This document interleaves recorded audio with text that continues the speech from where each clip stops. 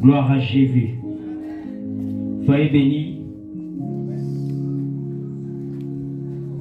On fait comme un avion ou hélicoptère. Je bénis le Seigneur qui nous fait la grâce d'être là ce soir afin de pouvoir partager ces merveilleux moments. Et je bénis aussi le Seigneur pour la présence de tous ceux qui sont présents en ce lieu, qui ont bien voulu laisser leurs occupations pour être là avec nous ce soir pour ce acte 7.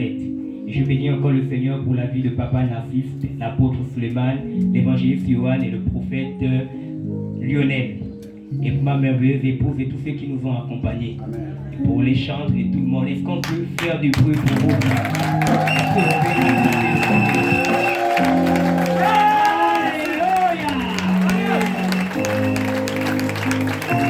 Waouh, waouh, waouh. Honore-toi, acclame bien pour toi-même. Est-ce que tu peux bien acclamer pour toi-même? Alléluia. Soyez bénis, vous êtes beaux. Amen. Et vous avez choisi la bonne part. Alléluia. J'aimerais nous apprendre un chant rapidement. J'espère qu'on aura le... que mon frère va, par la grâce de Dieu, nous suivre. C'est un chant nouveau que j'ai reçu il y a quelques années en arrière. Le chant dit: au nom de Jésus, tout genou fléchit, toute langue confesse qu'il est Seigneur. Au nom de Jésus, tout genou fléchit, toute langue confesse qu'il est Seigneur. Il est Seigneur. Est-ce qu'on peut sortir les mouchoirs? On va danser pour le roi des rois. Car les puissances des ténèbres ont chaud aujourd'hui. Alléluia. Parce que la Bible déclare qu'il a reçu un nom qui est élevé au-dessus de tout nom. Et au son nom, tout genou fléchit, toute langue confesse qu'il est Seigneur. La tradition va fléchir les genoux. Le jamais va fléchir les genoux. Le outil va fléchir les genoux. La rose va fléchir les genoux. La sirène des eaux va fléchir les genoux. Les maris de lui vont fléchir les genoux. La sorcellerie va fléchir les genoux. Les gangs vont fléchir les genoux. Alléluia. On y va les sœurs. Au nom de Jésus, tout genou fléchit, toute langue confesse, il est Seigneur. On fait les mecs comme ça, comme ça. Au nom de Jésus, tout genou fléchit, toute langue confesse, il est Seigneur. Il est Seigneur. Il est Seigneur. Il est Seigneur. Comment? Il est Seigneur. Il est Seigneur. Il est Seigneur. Il est Seigneur. Alléluia. Et assieds-toi sur tes ennemis. Gloire à Jésus. C'est pas toujours facile de prendre la parole et d'apporter le message.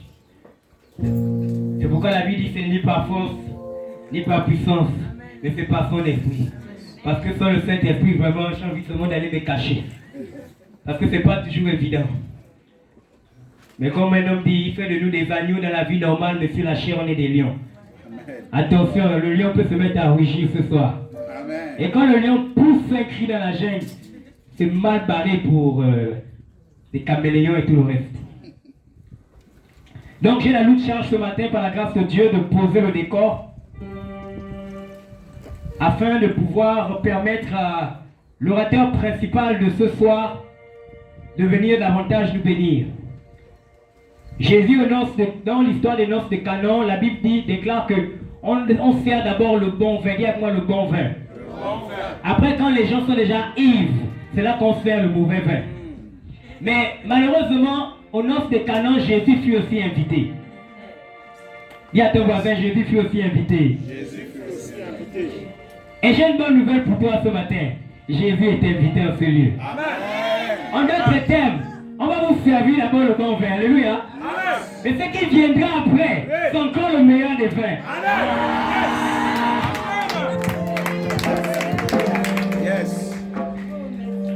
Le thème de ce matin, c'est la face cachée des esprits du monde des ténèbres. La face cachée des esprits du monde des ténèbres. C'est le thème que le Seigneur nous a mis à cœur afin de pouvoir édifier son peuple et de pouvoir attirer l'attention des hommes et des femmes en ce qui concerne les manigances et les stratégies de l'ennemi dans ces temps qui sont les derniers. C'est pourquoi c'est un message fondamental. C'est un message où je vous invite véritablement à être concentré. Parce que votre vie en dépend, votre destinée en dépend. Parce que nous avons un ennemi. Et cet ennemi est descendu animé d'une grande colère, sachant qu'il lui reste peu de temps. Et son but et son objectif, c'est d'agir par des ruses et des manigances dans le but de déstabiliser les hommes sur la terre et de leur priver de la vie éternelle. C'est pourquoi tu peux jouer avec tout. Mais si un jour dans laquelle tu ne dois pas jouer ce soir, c'est la révélation que tu auras ce soir au travers, la révélation que tu auras de la face cachée des œuvres du diable. C'est pourquoi je t'invite à être concentré, parce que je crois que le Saint-Esprit est déjà à l'œuvre. Tous les démons qui sont venus là, vous ne sortez pas des corps avant qu'on ne vous donne l'ordre de sortir. Aujourd'hui, c'est aujourd'hui. Tu vas sortir sous la menace de l'autorité des serviteurs de Dieu. Pour le moment, tu te calmes. Tu n'empêches personne d'écouter et de recevoir la parole. Je pose le silence à tout esprit de distraction maintenant. Dans le nom de Jésus-Christ de Nazareth. Je vous menace maintenant. Vous restez tranquille. Aucune forme de distraction maintenant. Vous n'agitez personne. Vous écoutez la parole. Après quoi, vous sortez des corps. Aujourd'hui, c'est le jour de ta délivrance. Je suis convaincu que Dieu va te visiter. Pourquoi le Seigneur nous a mis à cœur de parler de ce thème? Nous voulons, à travers de ce message, nous faire prendre conscience de la réalité du combat spirituel. Frères et sœurs, nous sommes dans un combat spirituel. C'est la raison pour laquelle le Seigneur nous a mis à cœur de parler justement de ce thème. Parce que beaucoup sont ignorants du combat spirituel. Parce que c'est un combat spirituel dans lequel l'ennemi s'est camouflé. C'est pourquoi notre texte de base c'est Éphésiens chapitre 6 à partir du verset 12. Nous n'avons pas à lutter contre le chair et le sang, mais contre les dominations, les principautés, les esprits, les démons dans les lieux célestes. En d'autres termes, nous regardons à la chair, mais derrière la chair, il y a l'ennemi qui se cache. Et il y a des hommes et des femmes qui pensent mener un combat avec les hommes. Or, en réalité, c'est un combat spirituel. Et c'est l'ennemi qui tire les ficelles derrière. C'est la raison pour laquelle nous avons pour objectif d'éveiller nos consciences aujourd'hui. Et l'apôtre Paul dit dans 2 Corinthiens chapitre 2 à partir du verset 11.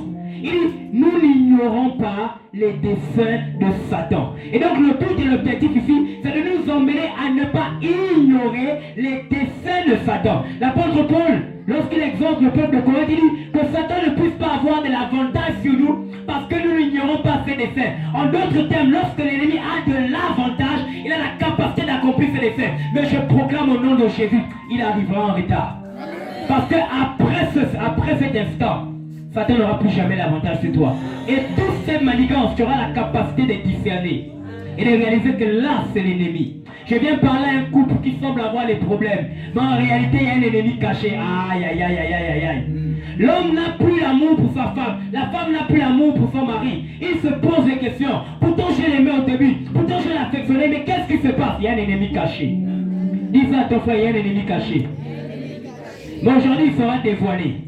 Quand la Bible déclare, nous n'avons pas à lutter contre la chair et le sang. C'est pourquoi si tu es à côté de ta bien-aimée, regarde la bien dit aujourd'hui le voile va tomber. Alléluia. Non, regarde bien. Si tu es à côté d'un frère que tu n'aimes pas dire bonjour, regarde ton frère et dis, mon frère, c'est pas toi le problème, le voile va tomber. Alléluia. Frères et sœurs, c'est lui qui est à l'origine des catastrophes, des divisions, des séparations. Pourquoi? Parce qu'on ne le voit pas, il est esprit. Et on se dit qu'on va voir Satan apparaître avec des cornes, avec une fourchette et puis il va nous faire peur. Jamais. On l'a